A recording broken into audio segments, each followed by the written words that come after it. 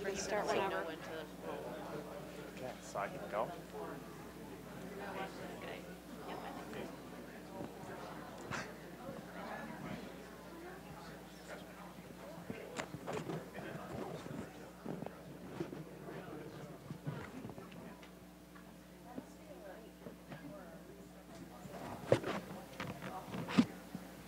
All right, I'd like to welcome everybody to today's virtual farm tour sponsored by GEA. I'm Scott Pilgrim, a hygiene specialist covering the Wisconsin area, and I'm excited today to showcase the Kieler farm as they expanded their operation and brought some exciting new technology. For the last 72 years, Kieler Farms has focused on taking care of their land, animals, and employees. Today, through growth, efficiency, and environmental responsibilities, the farm supports the livelihoods of 9 family member owner-operators. A recent parlor expansion and milking technology upgrade allowed the Kielers to triple their cow numbers while keeping the same number of milking staff. The new Gia rotary parlor, combined with FutureCow, automated udder prep, and Apollo automated post-dipping tools, ensured the Kielers gained the efficiencies they needed to manage and milk their 1,800 cow herd. Now, here to lead you through the entire operation and tell you all about the latest technology they utilize on the farm is the Kieler family.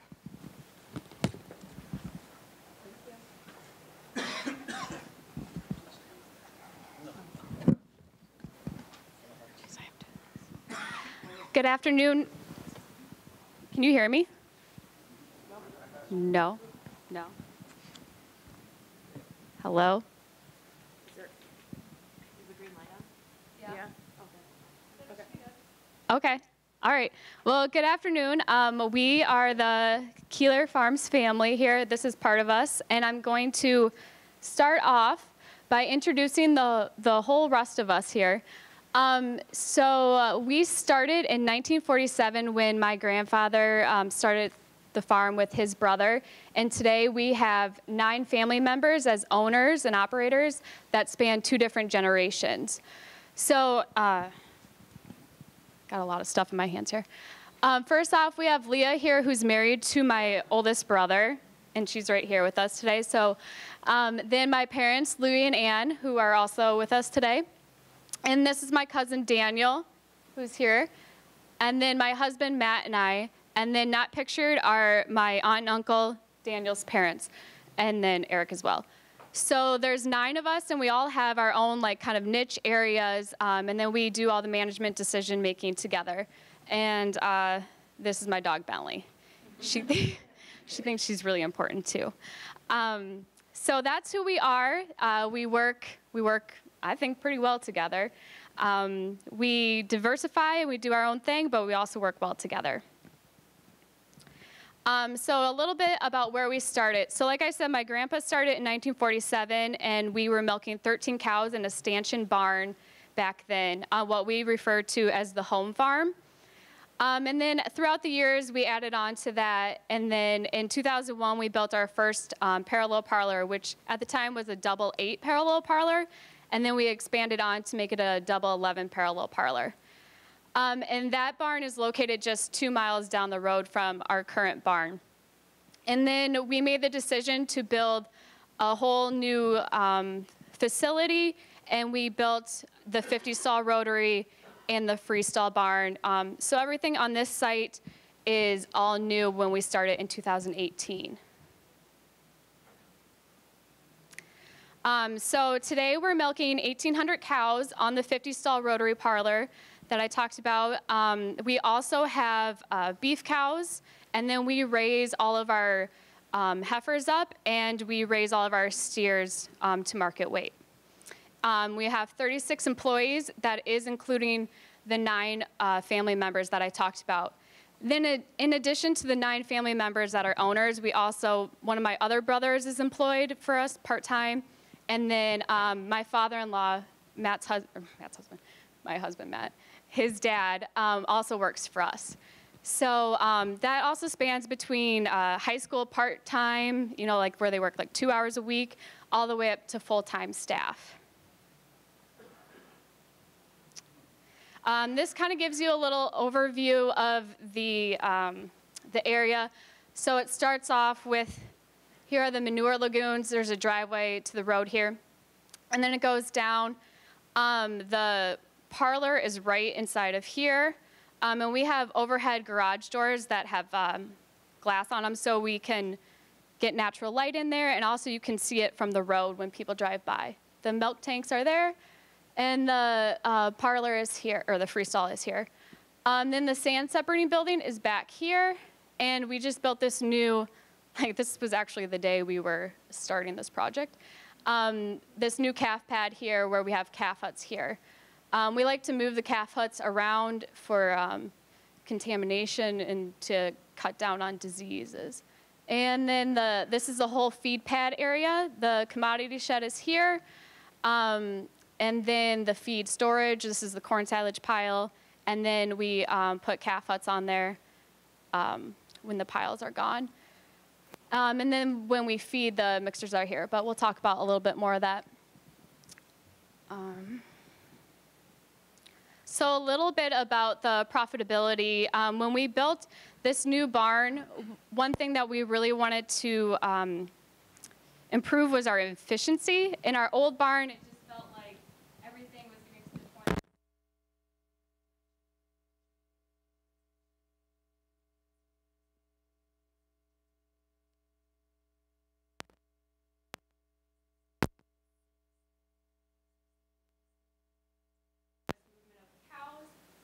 And how there wasn't much downtime in between the milking groups.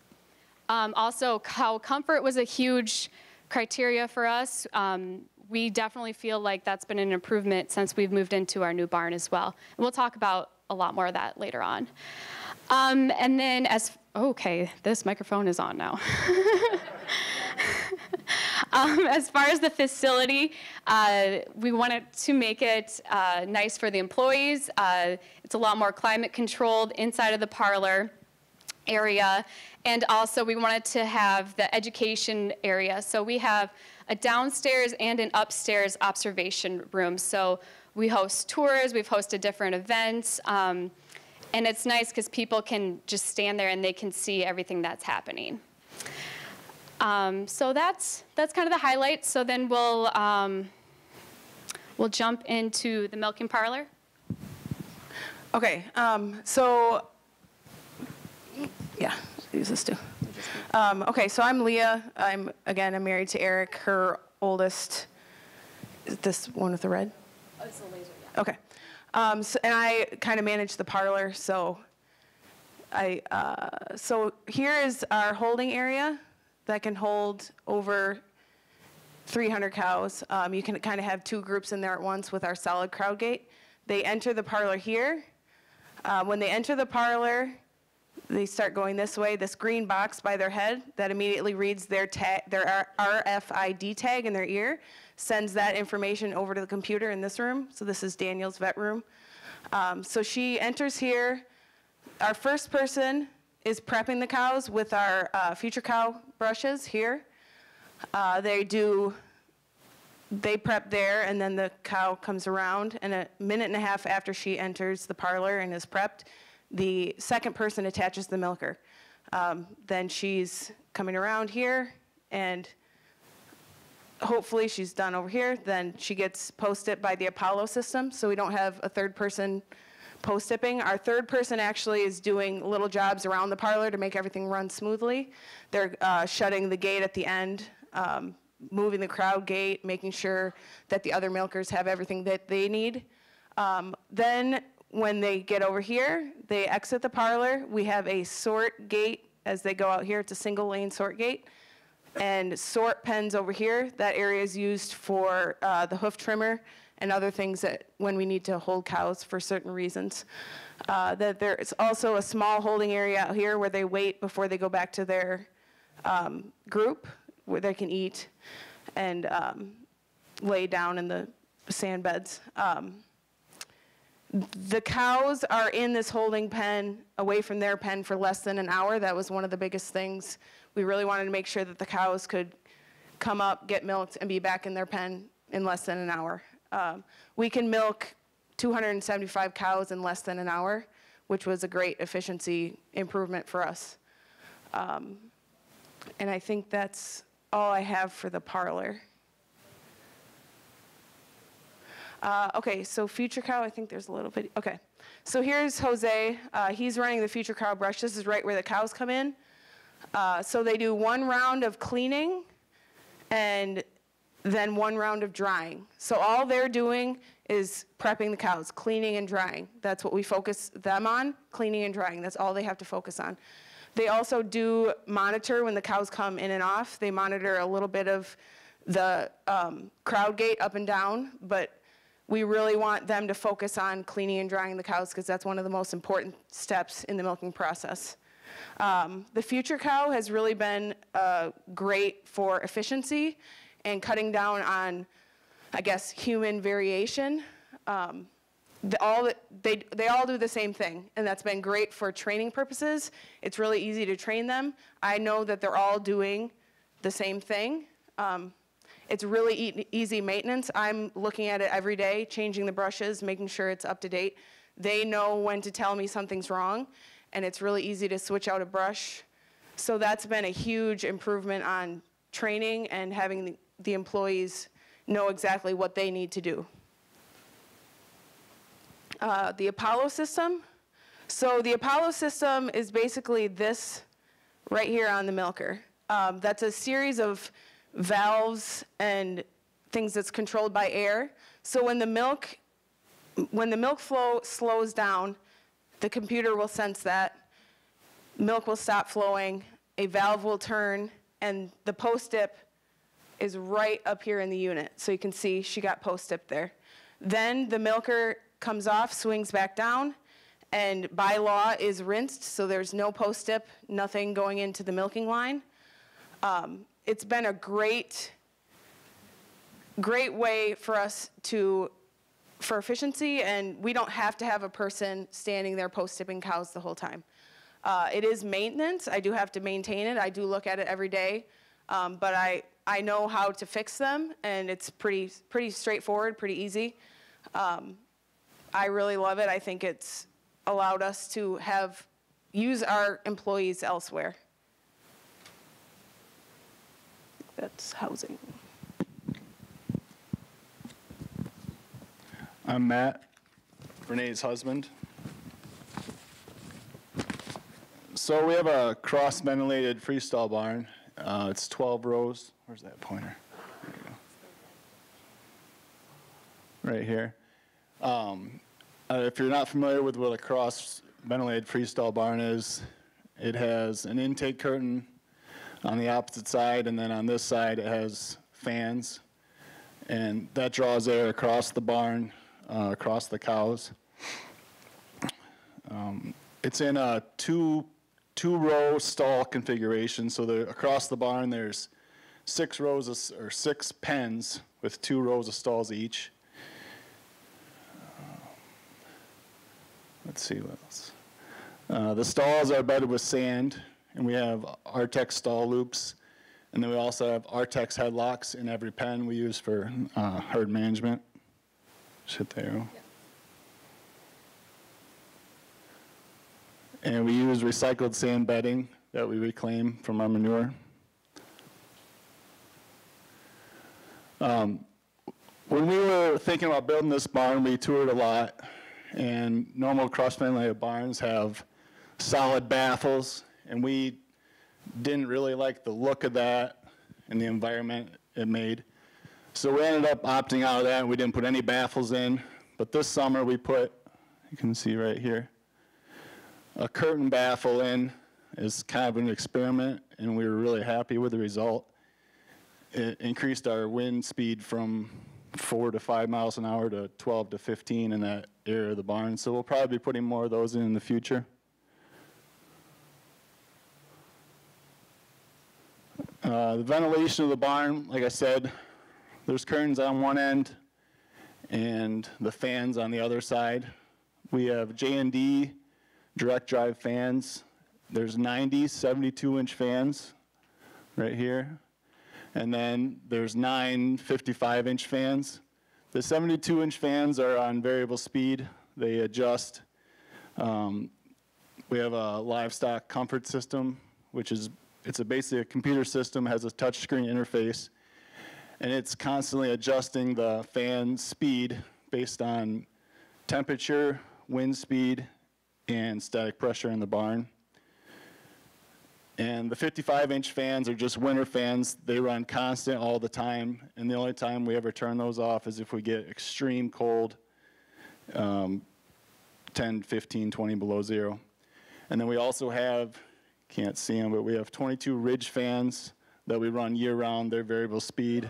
And they just draw some of the hot, moist air out of the barn. And here's a better view of our baffle curtain, which we will raise that up in the winter.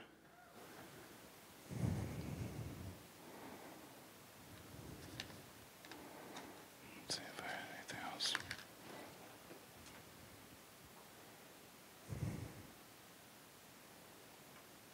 Okay, so for manure handling, we scrape our freestall alleys with a 3-point mensch scraper behind a tractor, and we scrape our manure to a flush flume. The flush flume is basically a stream of water in a pipe that carries the sand-laden manure into our sand separating building, which you see here. Once the manure and the water mixture gets the sand separating building, it goes into a cross channel that's 70 feet long, where the majority of the sand settles out into an auger, and the auger is double flighted, so it takes the majority of the sand to another auger, which transfers it to our sand washer, which you'll be able to see again here. Yeah, up in here, this is the sand washer. And the cross channel's back here. There's coarse sand that does not settle out in that cross channel. It'll settle out in that little river you saw there. We call it right there, we call it a sand lane. And every shift, we milk 3 shifts a day. At least 2 times that's getting cleaned out and dumped back into the cross channel so we can reclaim that fine sand. Okay. And then, so the sand goes up into the sand washer. And at the top of the sand washer, there's this orange. That's a shaker, which dewaters the sand. And we also spray a 1% chlorine solution on to kill any bacteria. So then after this water goes into here, we have a 25,000 gallon underground flush tank, which we're constantly recycling that water through the barn to carry the manure back out again.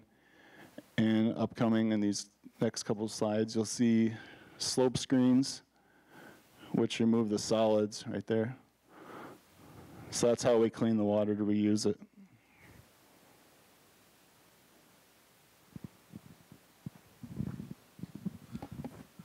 So I'm Dan Kieler. I'm a veterinarian, and I'm cousins to Renee and Eric. So herd health on our farm, we have a very young herd. When we expanded, we actually did not buy any cows. We bought all heifers, and that's what we expanded with. So right now we have quite a few nearing the end of first lactation, second lactation animals. So we have a very, very young herd. We purchased about 1,400 heifers when we expanded. So right now, kind of the stats behind our herd, about 91 pounds a day, 3.6 fat, 3.0 protein. We run about 100,000 somatic cell count. And as I said before, it's a very, very young herd. We run a modified G6G precinct program. Everything is bred first service timed AI. We utilize sex semen on all the heifers. All the heifers get 2 doses of sex semen. First lactation animals can get 2 doses of sex semen, and second lactation animals can get 1 dose, depending if they're on the higher end of their production for their lactation group. We do herd health on Tuesday. Every day of the week, we have a lot better set routine than what we did at our old facility. That's one of the greatest efficiencies we have here. So every single day, we're doing something. Monday is a shot day, Tuesday is herd health, Wednesday is foot trimming, Thursday is drive cows, and Friday is breeding. So that's basically how we function every day of the week.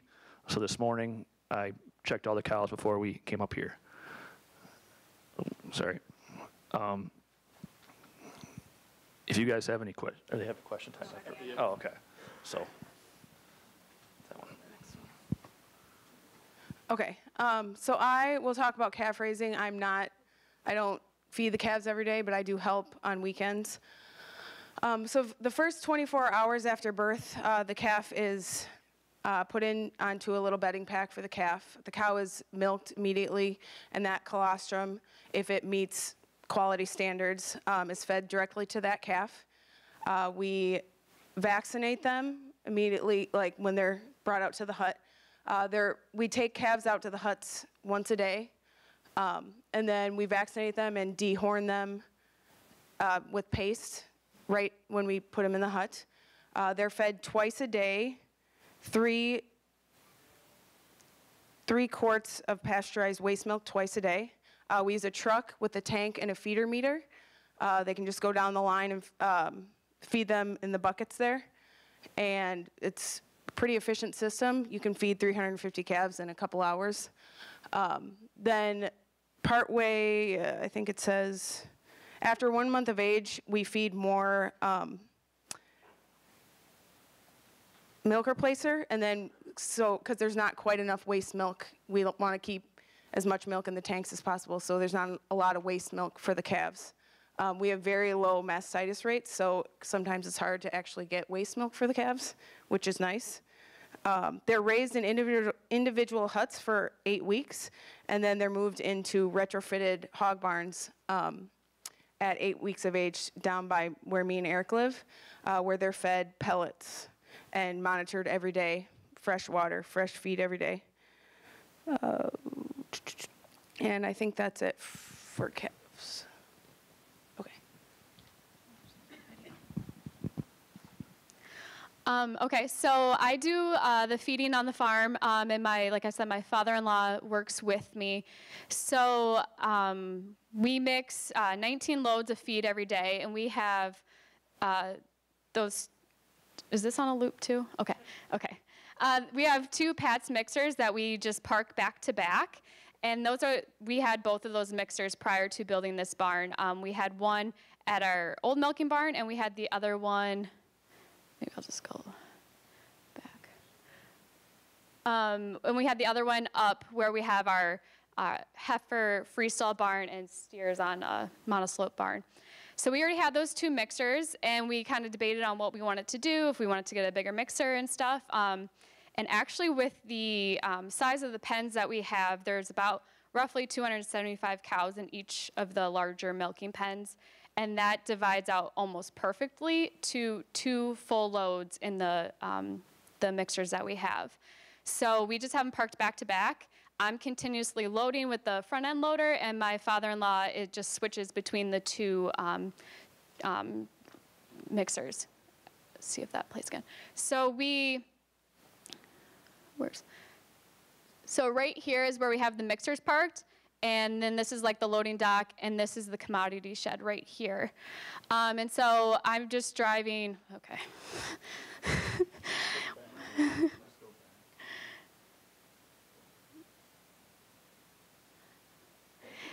So I have most of the ingredients here, and then I have like the corn silage here, wet gluten and high moisture corn and hay silage and stuff down here.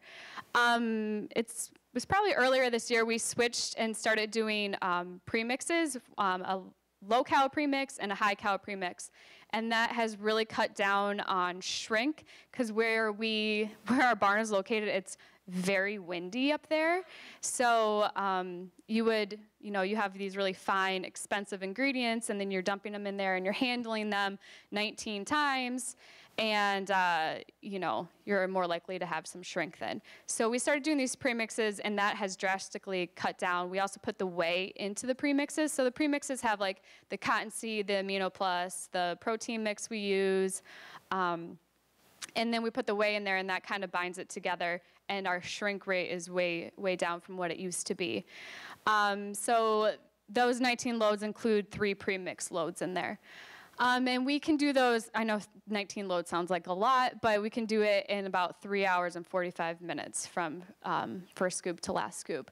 And then my father-in-law cleans up part of the refusal before we start, and then part of it while we're feeding, and then the last alley during feeding too. So there's little time when the bunks are empty.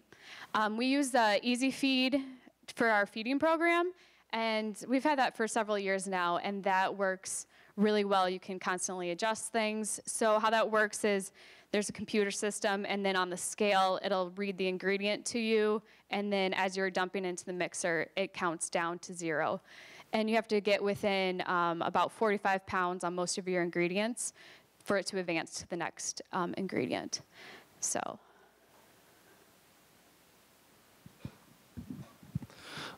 So as I said before, we do a modified G6G precinct program. All of our cows are bred by select sires. They are also mated by select sires. We kind of are going for, right now, we are going for components. In years past, we've really focused on reproductive efficiencies, and that really helped us through our transition. But as you know, most people now are really focusing on components, so that's our next thing that we're really focusing on. The other thing we're focusing on is milk out speed in our cows, because our rotary is only a 50. The way it turns, they all need to be milked out by the time they get around. It's not the largest rotary. We do a 72-day voluntary waiting period on all of our cows. I said before, they are all bred first service AI. And it's done weekly, so they're all between 72 to 79 days, stays fresh before they're bred for the first time. For resyncs, we do a resync program, 25-day GnRH, and then they're checked at 32 days post-breeding, and then either re-enrolled in an OVSync program or continue with the OVSync, depending on if they're open or pregnant. I would say right now in our herd, probably in our lactating herd, probably 80% are bred beef. We raise all those out, or try to raise the majority of them out ourselves, probably 75 to 80% of them right now. And then we hope to do more in the future. One of the areas we're experimenting now is different beef breeds that will give us the best terminal beef cross to finish out. So we're experimenting between Angus, Sim Angus, Charolais, and Fleckvieh. I know this is a dairy conference. I'm talking a lot about beef, so people start glazing over. So Beef Expo was last week. Yes, so there's what we have on repro. And our reproduction, we hang around 29, 30% preg rate on our herd. We've actually dipped a little bit since we've moved in our new barn, and we're holding on to any animal with a pulse right now. So, but I kind of expect that to rise here within the next year or so.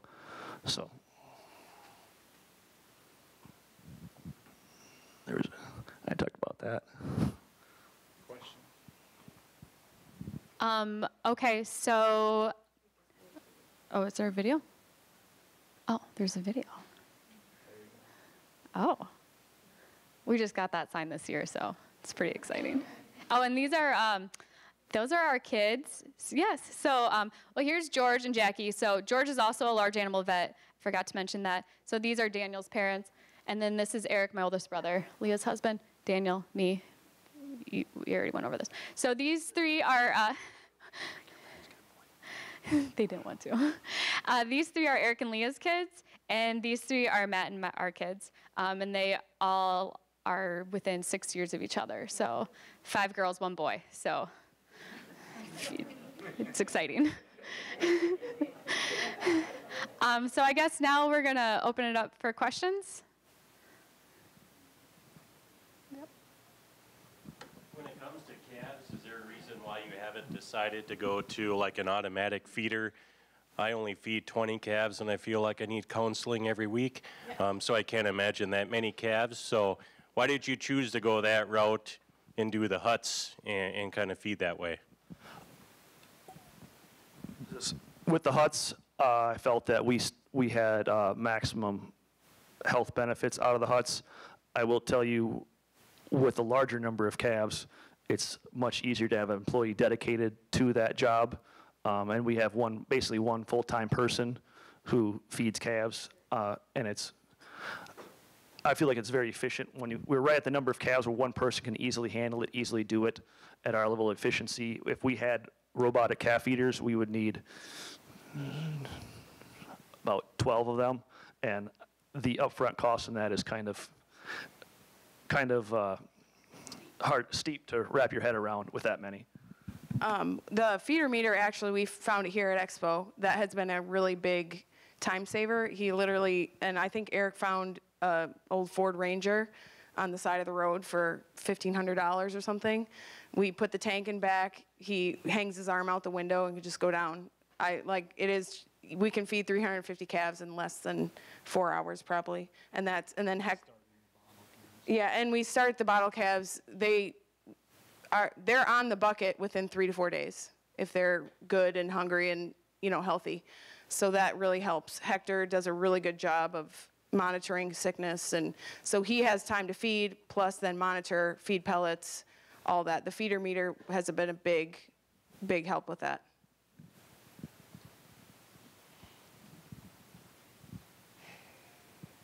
Questions?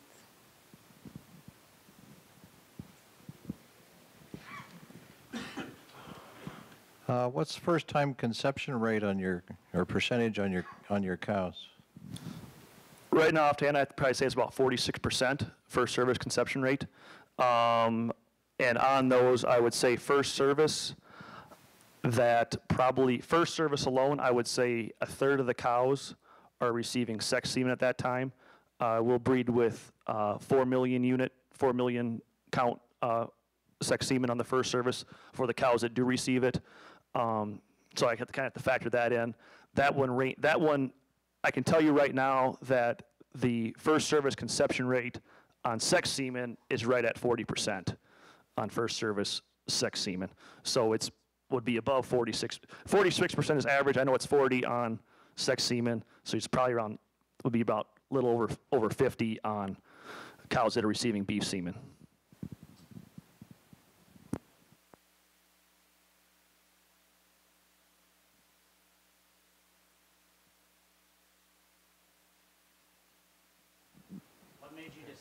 On a 50 stall and not something a little bit bigger? When we decided that, it was based on we want to grow our own feed. We want to manage the land and have everything ourselves. And I don't want to say that really greedily. Like, we want to be able to put the manure back on our land without having to try to disperse it other places. We want to be able to handle the number of cows that we can handle ourselves, and that's why we went with that size, and that's why we went with that size of barn. With continuous milking, we wanted to milk continuously, full shifts. So we toured I can't even tell you how many rotaries that we looked at. It's all about economies of scale, where the point is where you're spending too much money or you have to hire another person. I can tell you Eric sat for hours and calculated, and I'm sure Matt did, and I'm sure Louis did. It's all about the numbers and efficiency and what we can do with as little amount as possible. And the size that was perfect. The 50 stall just seemed like the perfect fit for us. And the shift times was a big deal to us. In our parallel parlor, milking took 4 to 5 hours. Our employees wanted more time, wanted to work more, but we had to find odd jobs for them. In this parlor, we're milking 7 hours a day. They can milk an 8-hour shift with cleanup and all that. So that's really been a huge benefit for keeping the employees busy and knowing that we're getting the most efficient, I guess, employees that we can.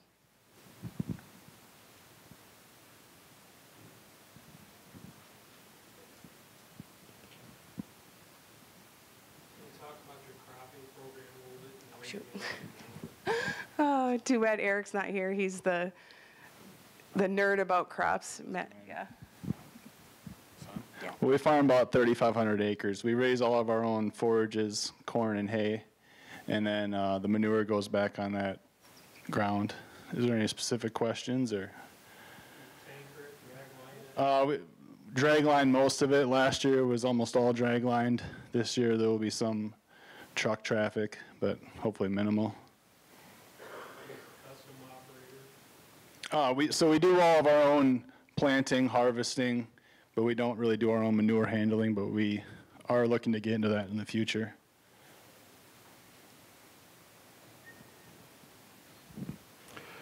You have a viewing room. How often you get guests from outside the farm? Which people are this, and what are they discussing?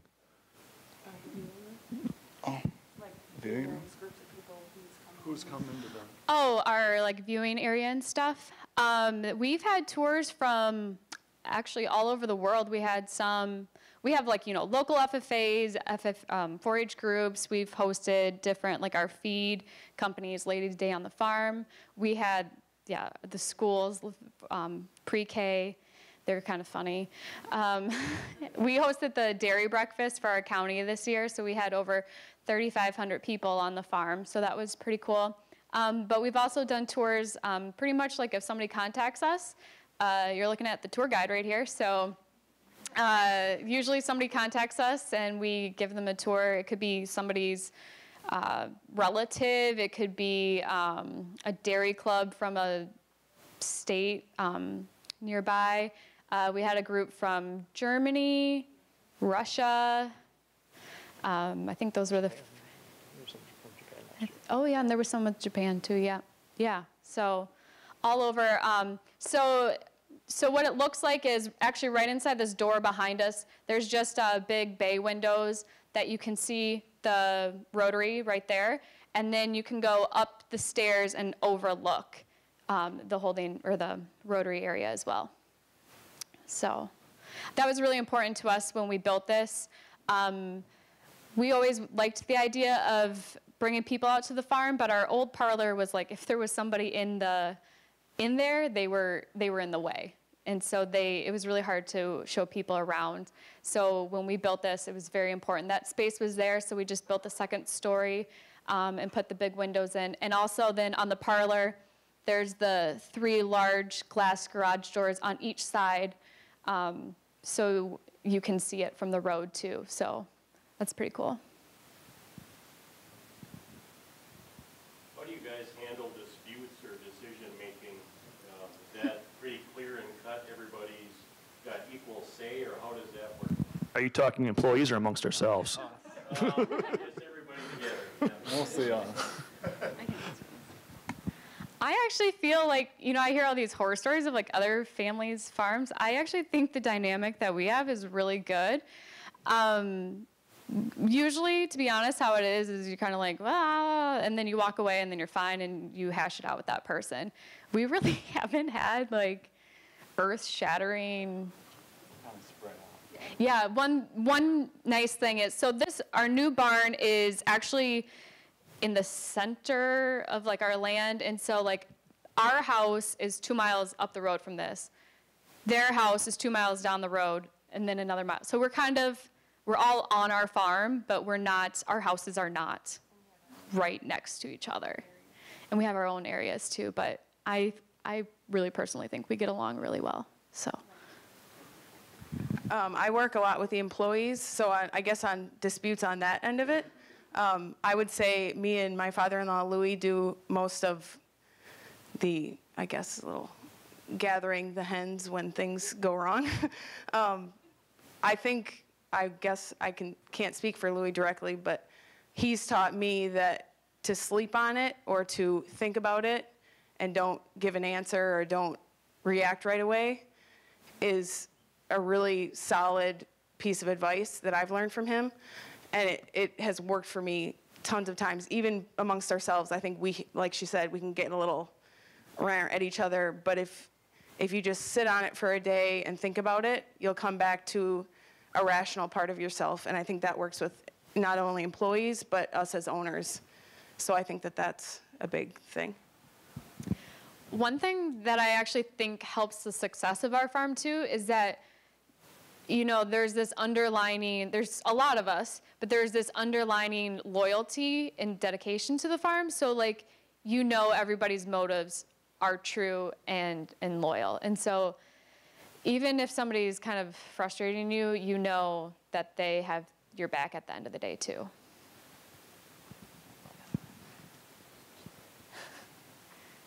Anything else? Question? Do you have concerns when you're trying to be so open to the public? Do you have concerns about activists? Have you had any problems with that? I wouldn't say in real life too many activists. I would say that's more like a online thing. So like I notice that sometimes like on my Instagram account, I feel like that's more in the social media. We had like a little bit of pushback when we were in construction, but since then we've had very positive reactions from the community.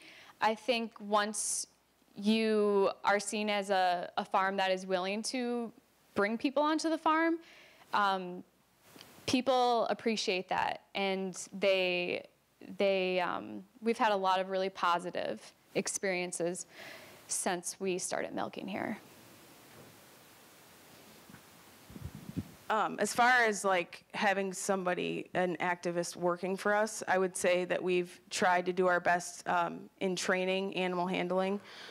We definitely encourage our employees to, if there's something that happens, to say something to us. I think that because we're there on the farm every day working with them, they feel really comfortable coming to us and saying something they're not comfortable with, or they notice somebody's being just loud around the cows. Like, it's a zero tolerance at our farm. When the video came out at Fair Oaks, we put in more cameras.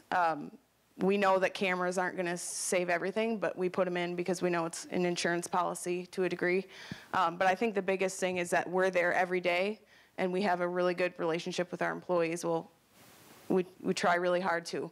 So we encourage them to be open with us and see something if they say something, or say something if they see it. I noticed on your picture up there, there's two couples on the, a couple on the left and the right, and they're both like an older couple. Who are they? Two are right here.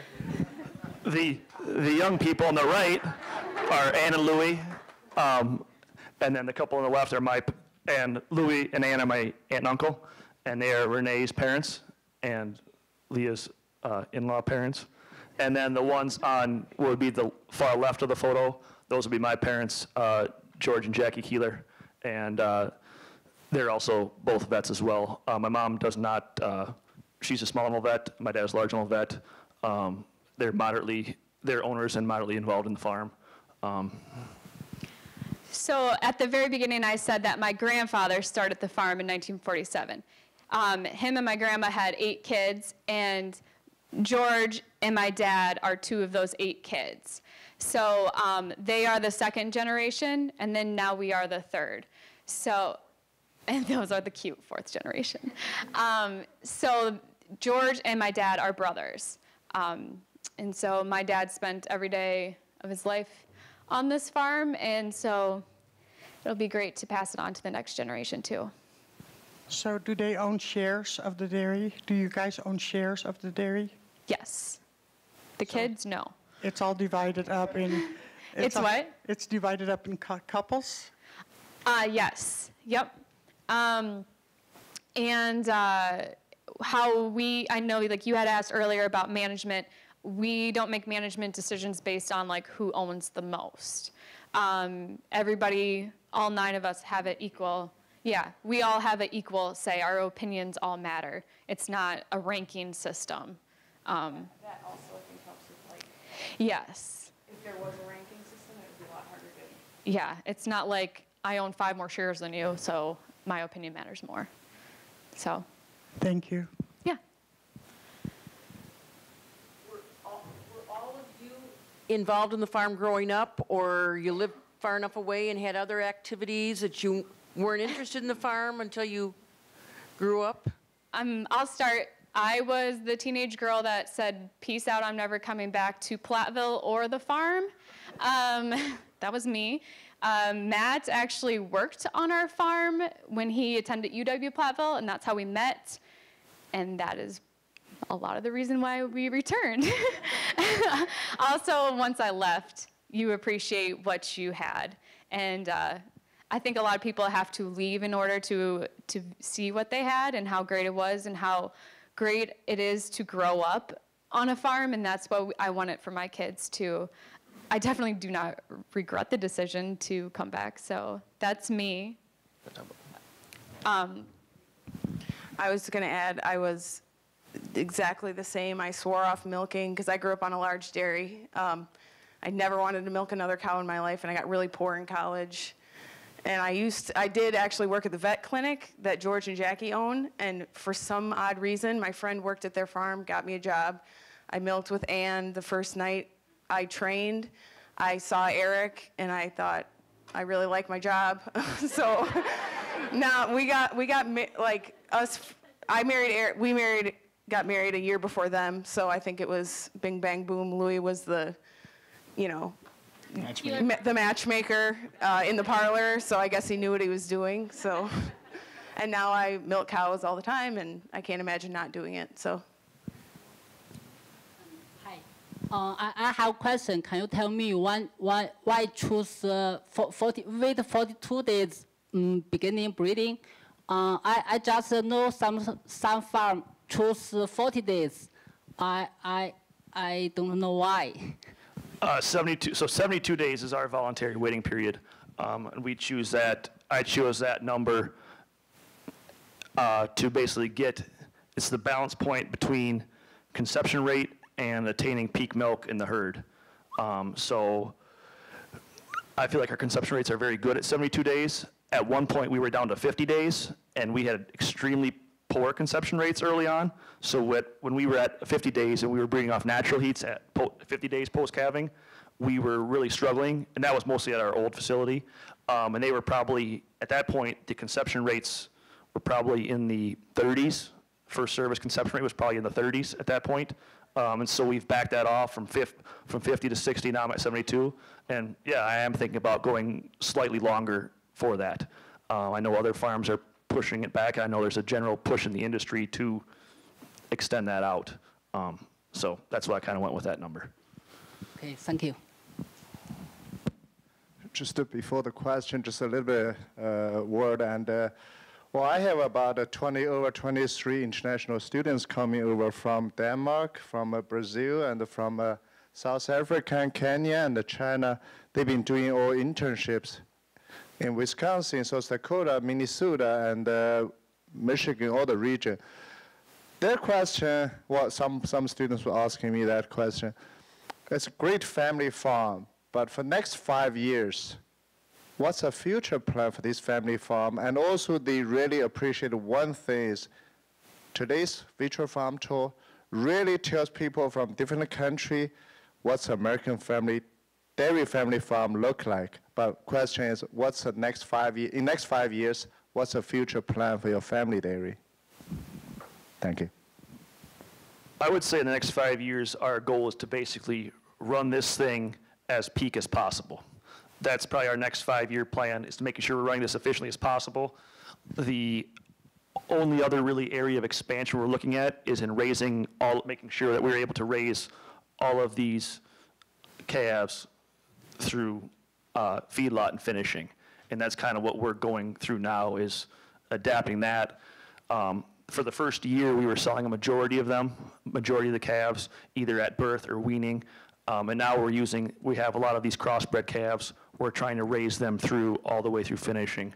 We do have a finishing line. I don't know if we talked that much about it, but that's probably our only real area of expansion that we're probably looking at right now.